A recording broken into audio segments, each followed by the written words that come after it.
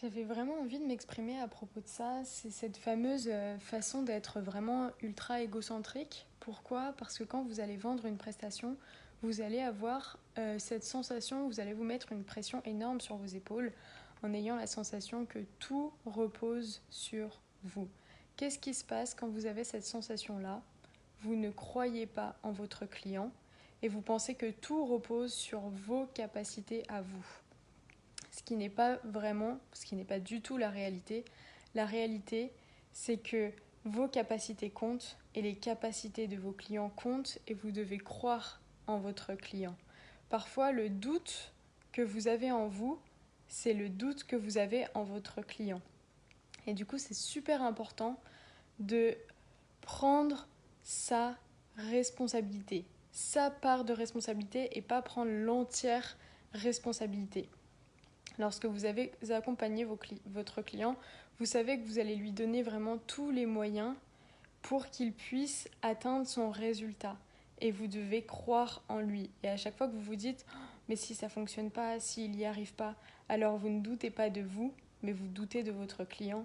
Et ça va avoir un réel impact dans votre capacité à vendre vos prestations parce que vous prenez la responsabilité de votre client dans son échec ou dans sa réussite.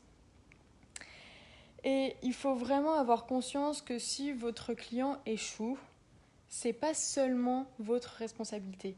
Mettez tout en votre... faites en sorte que quand vous accompagnez un client, vous sachiez aussi le mettre dans sa responsabilité et ne pas lui dire « je vais tout faire pour toi, je suis là pour... c'est moi qui suis la raison de ta réussite ». C'est vraiment une sacrée erreur et ça vous met dans une position de sauveur, vous prenez le pouvoir de votre client dans cette position-là et ça vous dessert tout au long de l'accompagnement et au niveau de vos ventes parce que vous mettez encore une fois une pression énorme. Donc je vous laisse me mettre des commentaires et regarder qu'est-ce qui se passe quand vous avez peur que votre client ne réussisse pas. Est-ce que vous doutez vraiment de vous ? Ou est-ce que vous doutez de votre client? Est-ce que ce ne serait pas le moment de croire en votre client et d'arrêter de penser que tout repose sur vous?